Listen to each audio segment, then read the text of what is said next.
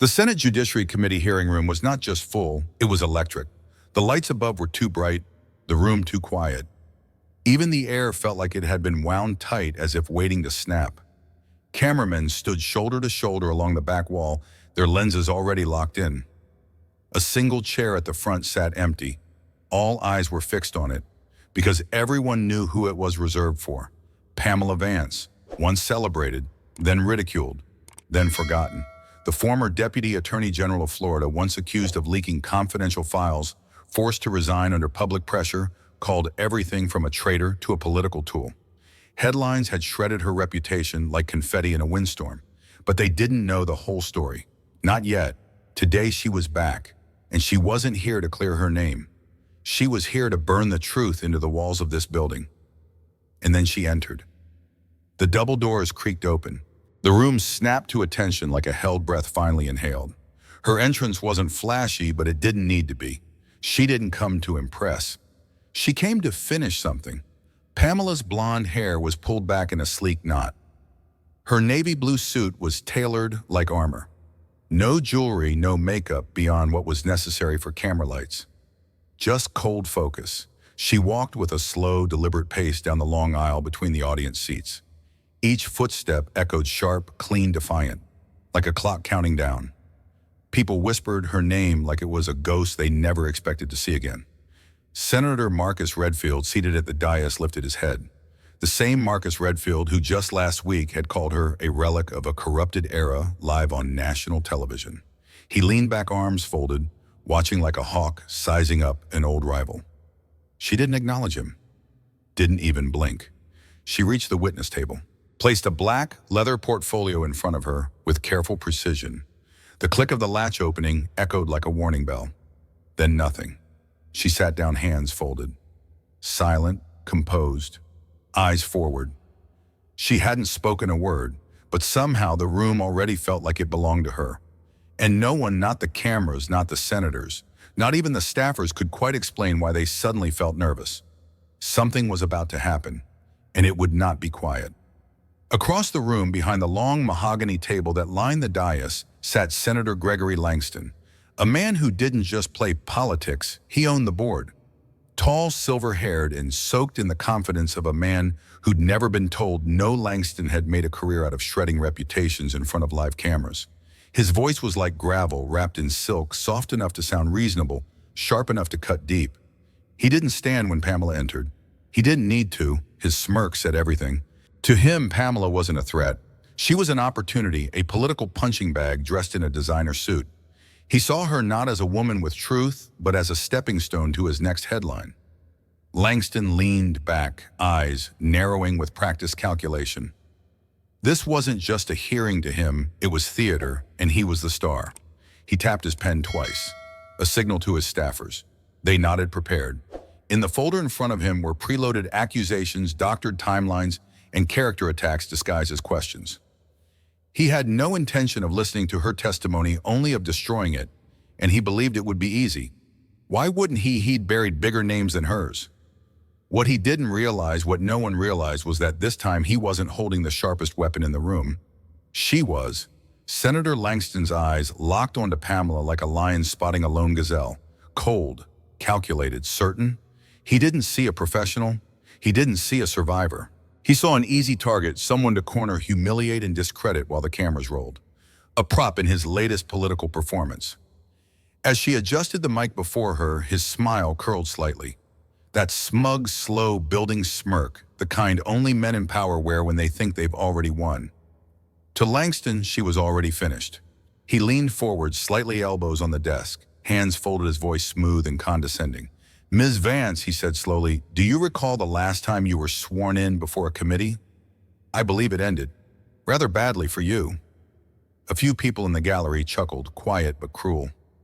Langston glanced sideways at the press pool, knowing they were jotting that line down. Pamela didn't flinch, but the audience could feel it. This wasn't an equal fight. This was a show trial, and she was supposed to be the public sacrifice. Langston leaned back again, satisfied. He didn't need her to break right away. He just needed the illusion that she was beneath him. And for the first few moments, he had that illusion perfectly staged. What he didn't know was that she had come with something he didn't prepare for: truth, sharpened into a blade. Senator Langston didn't waste time. He clicked his pen once, a sharp, deliberate sound, and motioned toward the clerk. A thick folder was handed to him, its label bold and ominous. Confidential Vance files, classified content. He flipped it open with theatrical flair. "Let's talk about the year 2017, shall we?" Pamela didn't move. Langston continued, voice dripping with performance. "According to this report," he said, holding up a document with highlighted lines, "you authorized a private contractor to access sealed juvenile case records in Florida's 3rd District. That is at best unethical and at worst a federal crime." Gasps in the room. Pamela's jaw clenched slightly. She had seen this coming, but not like this. Langston laid the papers down in a neat fan, as if building a wall of guilt between them. "Would you care to explain how these files signed under your name were accessed by a third party days before your resignation?" He knew exactly what he was doing. The documents weren't real. They were altered versions of internal memos, twisted out of context, spliced and reassembled to resemble wrongdoing. It was a tactic as old as politics: don't disprove her truth, dirty her with shadows. Langston's tone shifted subtly. "Now calm, cold. You don't have to speak, Ms. Vance. That's your right. But silence has always been the refuge of the guilty." And there it was, the trap, designed not to uncover facts, but to push her into defensive silence and let the silence speak louder than truth. Pamela glanced at the papers. Then she looked up. Not shaken, not broken, just calculating. Because she remembered exactly where those documents came from. And she knew exactly what was missing from them. The room erupted not with applause or order, but with 100 different reactions colliding at once. Gasps, murmurs, shifting chairs, raised eyebrows. It was the kind of moment that made headlines before the hearing even ended. Reporters began typing furiously. Camera flashes strobed like lightning in a thunderstorm. Microphones angled closer. News producers in the back row mouthed words like, "Clip that, and we've got it." Langston wasn't finished. He stood now, pacing slowly behind the witness table, reading aloud fabricated lines from his stack of evidence. His voice, smug and theatrical, filled the air like smoke. "And here, ladies and gentlemen, we have a timestamp signed and submitted just 4 hours before her so-called resignation." "Doesn't that timing seem convenient?" the audience murmured. Some staffers exchanged raised eyebrows. A few even chuckled. Pamela sat still, her eyes steady, but inside it felt like being skinned alive in front of a crowd. She could feel them watching, not as citizens, not as jurors, not even as humans, but as vultures circling a wounded body. Langston turned back to face her. His tone sharpened.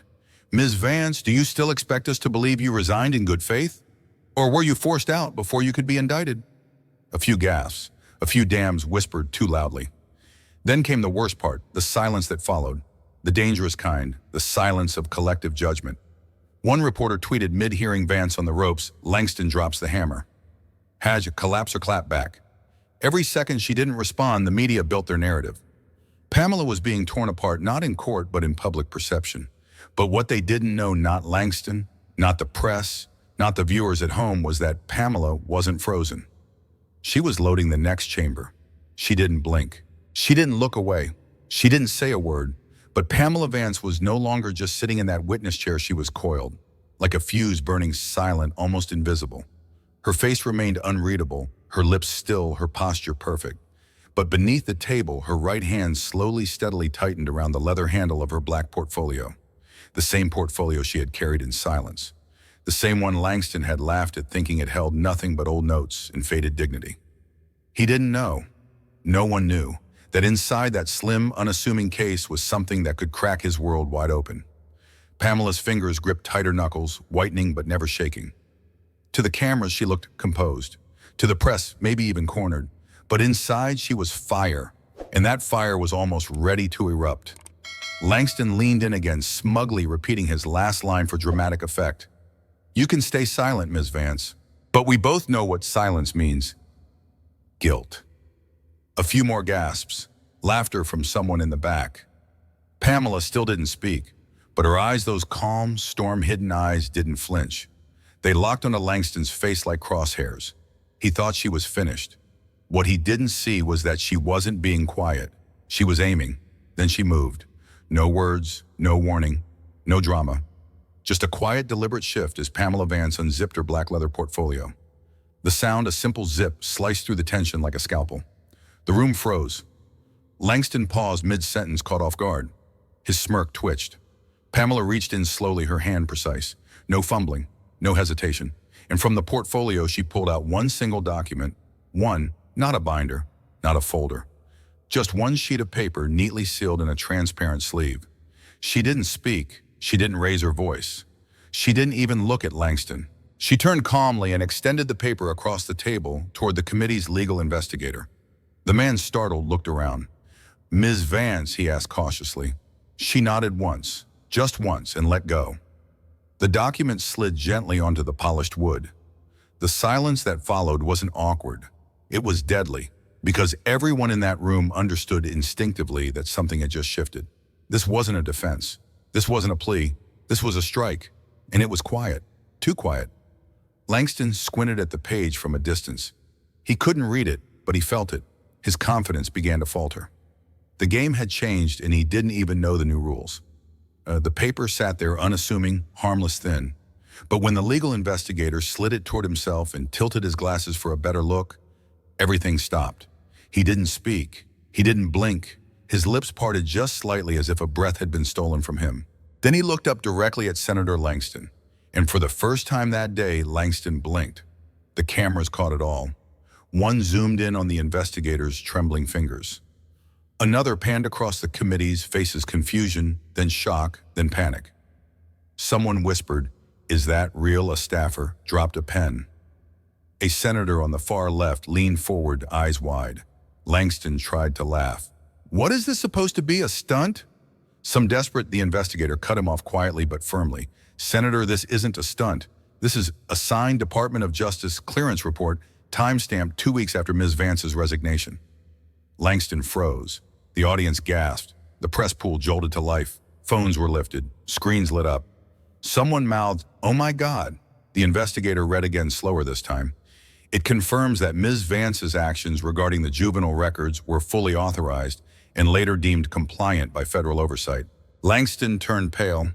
Pamela hadn't just defended herself. She had detonated his entire case, and she'd done it with one page, without a word. Langston didn't speak, not a sound. His jaw twitched, but no words came. His eyes darted from the document to the investigator to Pamela, then back to the rows of cameras suddenly tilting up. Click, click, click, click, click, click. The press pool exploded into action flashes, blinding lenses, spinning reporters elbowing each other to get the shot. They weren't focused on Langston anymore. All eyes were on her, Pamela Vance, the woman they thought was broken, done, dismissed, now sitting still, calm, composed, with the weight of truth lighting her like a halo. Langston tried again. There has to be some, but no one was listening. A low murmur spread across the room like a wave. Somebody whispered, "She turned the whole thing in 5 seconds?" Another replied, "She's been sitting on that the whole time." A senator 2 rows down shook her head in disbelief. Pamela didn't gloat. She didn't smile.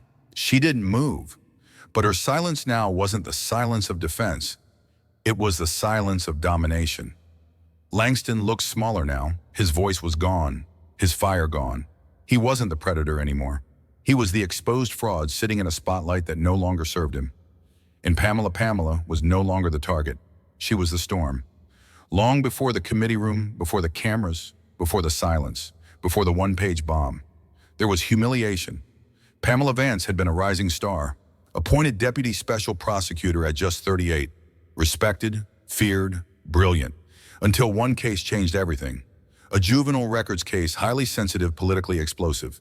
She followed every rule, filed every report, cleared it with federal oversight.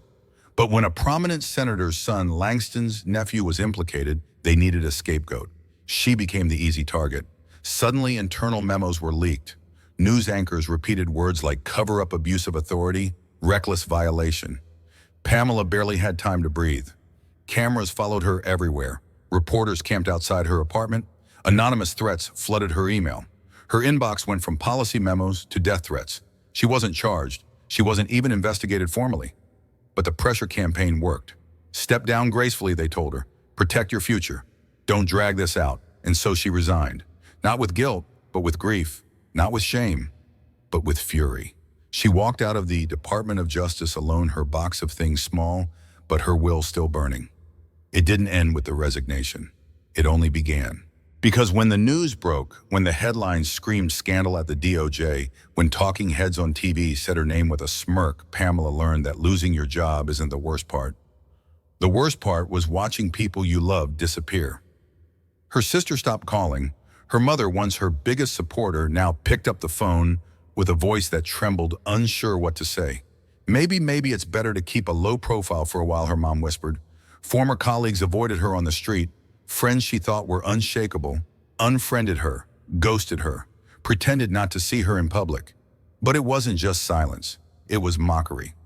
On social media, Pamela became a punchline. Lady Justice, more like Lady Crooked. Guess that Harvard degree didn't teach ethics. Bet she's working at Starbucks now. They laughed. They loved to laugh. The louder she kept her head down, the louder they laughed. And through it all, Pamela said nothing. She didn't defend herself. Not in interviews, not online, not even at the family dinner where her cousin called her the embarrassment of the Vance name. She simply listened and promised herself, one day they'll see. She disappeared from the spotlight. No press, no statements, no public fights. People thought Pamela Vance was done, washed up, forgotten, over. But they were wrong. She didn't retreat, she reloaded. For 6 years she watched, she listened. She built a case, in the quiet, in the shadows. While the world moved on and forgot her name, she was reading internal memos leaked by anonymous insiders. She was meeting whistleblowers in parking garages and coffee shops. She was scanning financial records line by line until her eyes blurred. Every night she pinned photos, notes, and timelines on her kitchen wall. Every birthday she skipped the cake and instead backed up hard drives. Every holiday she sat in silence decoding emails others deleted. 6 years, no applause, no allies, no certainty, just a woman betrayed with nothing left but a mission. They thought they erased me, she once wrote in her private notebook.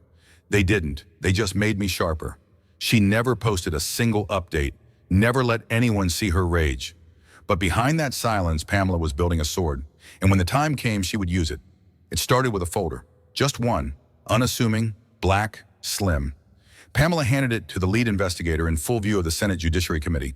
The camera zoomed in, and within seconds, the contents hit the public domain.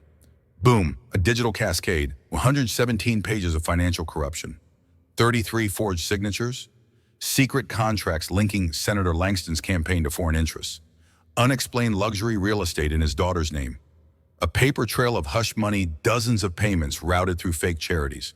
It was irrefutable. It wasn't a theory. It wasn't he said, she said. It was proof, time-stamped, notarized, linked directly to the man who had once smiled across the room as if she were beneath him. Pamela didn't gloat. She didn't speak. She let the evidence speak for her. And the room fell apart. Reporters screamed questions. Senators whispered frantically. Cameras snapped. The committee chair called for order, but couldn't find his voice. Even Langston's own party began to shift in their seats. Pamela stood still, tall, silent, composed. The woman they once tried to bury was now burying them in the truth. The silence after the evidence hit was deafening. But what came next, even Pamela didn't expect. At first, it was subtle. Langston's closest aide, Marcus Brent, suddenly requested a closed-door session with the ethics subcommittee. Then another and another. By the end of the day, 3 of Langston's top advisors had contacted legal counsel. They weren't defending him. They were distancing themselves. I was never made aware of these transactions, one of them told the press. If the senator acted independently, then he bears sole responsibility. Pamela watched it unfold. From the back of the chamber, her arms crossed, expression calm. Langston, he sat frozen.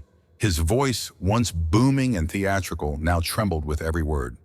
His team, his loyal inner circle, the same people who had smirked and whispered about Pamela for years, were now scrambling to save themselves. One aide deleted all social media accounts overnight. Another canceled a scheduled TV interview, and the third was seen leaving the building in tears. It wasn't just a scandal anymore. It was a mutiny. Senator Langston was unraveling, live on national television. He pounded the table with the palm of his hand, face flushed, red sweat beading at his temple. "This is a witch hunt," he roared, voice cracking. "Fake documents, lies fabricated by a disgraced woman desperate for attention." He pointed at Pamela like a child caught lying. She hates me. She always has. This is personal. But no one was clapping anymore. No one nodded in agreement. Even his own staff stared at him, wide-eyed, lips sealed. The once composed politician, the man who used to smile smugly in front of cameras, was now sputtering nonsense and flinging blame at anyone in reach. He accused journalists. He accused the chairman. He even accused his own lawyers. Everyone except himself, Pamela. She didn't speak. She didn't flinch. She just looked at him with the same calm expression, the same stillness she'd held for 6 long years. This wasn't her revenge. This was his unraveling. And the cameras caught every frame. 6 years ago, they said she was guilty. Corruption, misconduct, ethics violations. They dragged her name through every headline. Pamela Bondi, the woman who abused power, who couldn't be trusted, who resigned in disgrace.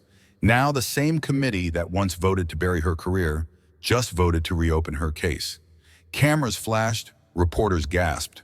In light of newly surfaced evidence, the chairman announced, "We are formally revisiting the allegations against Ms. Bondi and investigating potential misconduct in the original inquiry." Pamela didn't cry. She didn't cheer. But the corner of her mouth curled ever so slightly. A quiet exhale. Justice had turned its gaze back to her. Langston's scandals had exposed more than corruption.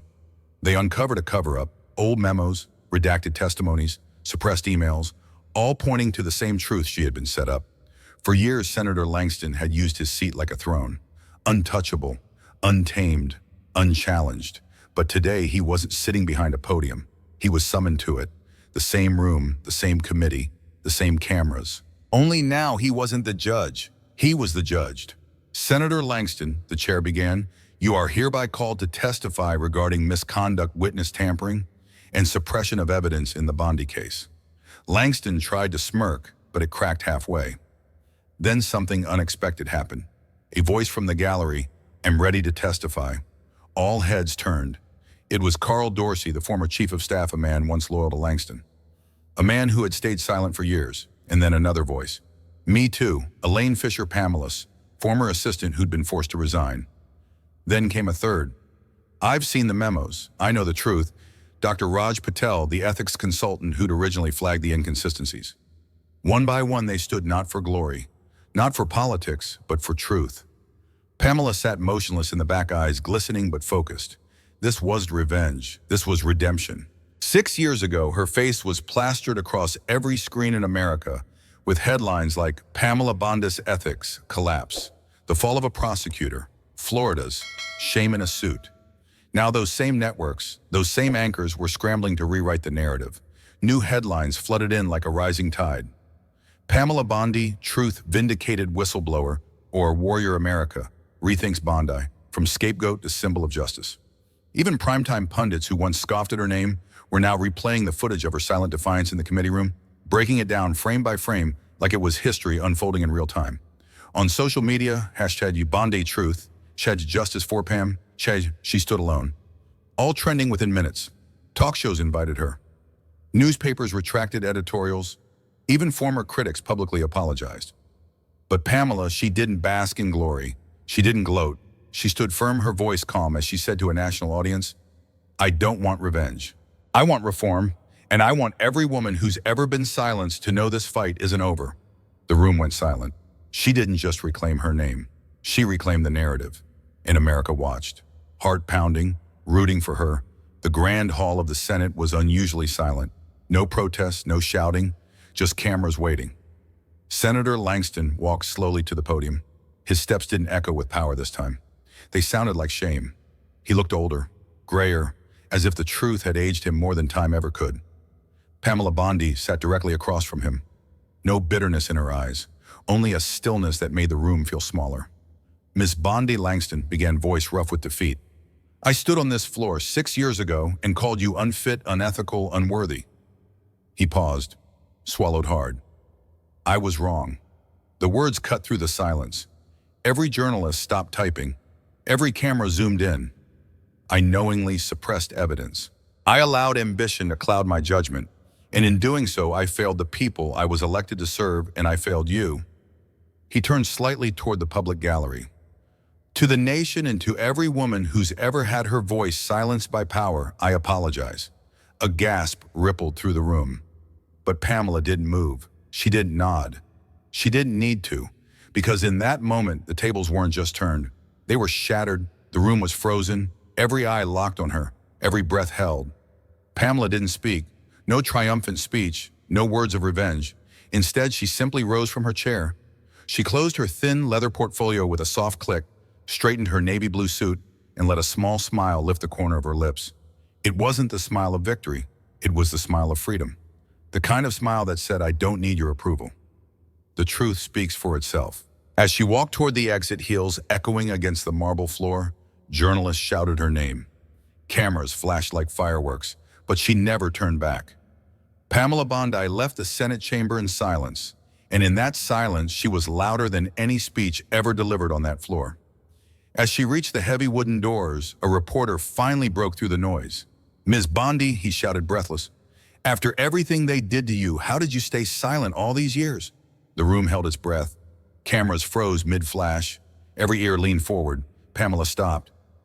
She didn't turn fully, only tilted her head just enough. Her eyes calm, her voice steady. "Because the truth doesn't shout," she said softly. "It waits." The words struck harder than any gavel, harder than any accusation. And in that moment, people realized this wasn't just her victory. It was a reminder for every soul who had ever been silenced, justice always waits for its moment. Tears welled in the eyes of strangers. Even those who once doubted her felt their throats tighten. Because in that stillness, Pamela had spoken louder than the entire Senate. This story isn't just about politics or a courtroom battle. It's about life. How many of us have been doubted, silenced, or humiliated? How many times have we carried the truth in our hearts, waiting for the right moment to finally be heard? Pamela's journey reminds us of one powerful lesson: the truth never dies. It doesn't matter how long it takes, how many people turn their backs, or how loud the lies become. Truth is patient. Truth is steady. And when its moment comes, it can shatter mountains of deceit in a single breath. So when life pushes you into silence, remember this: your silence is not weakness. It's strength preparing for the right time. Because when truth finally speaks, it speaks louder than everything else. If this story touched your heart, don't let it stop here. Hit subscribe to join our community where we uncover the hidden truths, share stories of justice, and remind the world that silence doesn't mean defeat. Your voice matters, your truth matters, and together we make it heard.